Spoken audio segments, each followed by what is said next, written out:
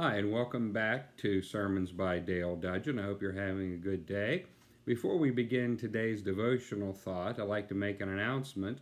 Governor Justice here in West Virginia has asked that tomorrow, March 24th, that's a Wednesday, be a special day of prayer for the coronavirus here in the state of West Virginia.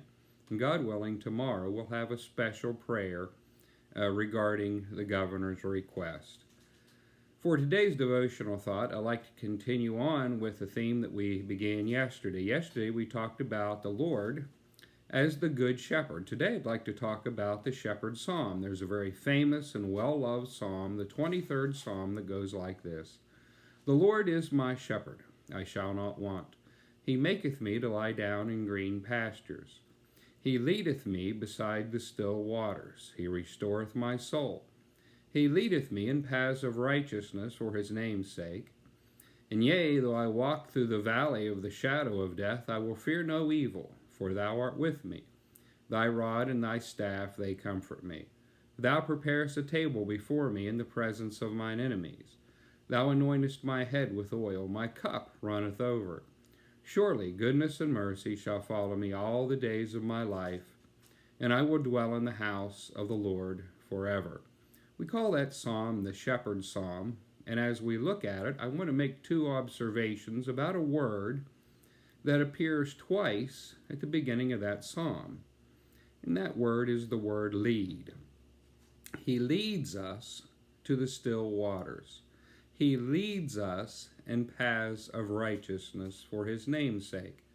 Now that word lead tells us a lot. It doesn't use the word drive. He doesn't drive us to the still waters. He doesn't drive us into paths of righteousness for his name's sake. He leads us. And we have the choice to follow his lead or not.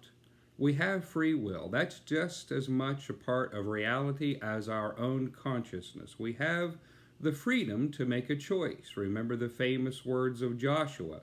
In the book of Joshua, in the 24th chapter, in the 15th verse, Joshua says, choose this day whom you will serve. We're able to make a choice. The prodigal son was allowed to become the prodigal son.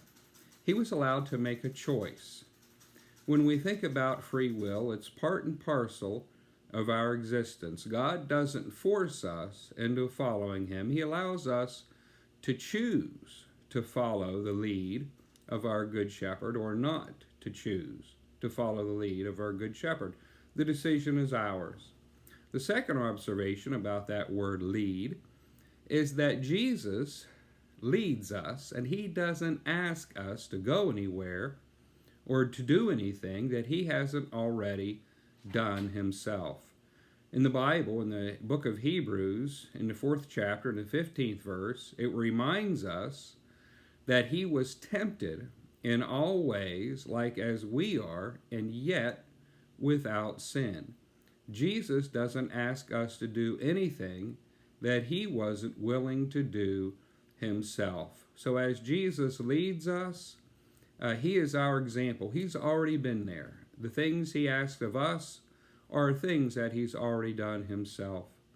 So as we think about the shepherd, I would encourage you today to listen to the voice of the shepherd, to follow his lead, to follow his example. He gives us that choice today, and today I hope that you will decide to choose to follow the Lord. And I hope you have a good day until we can talk together again, and may God bless and keep you and yours.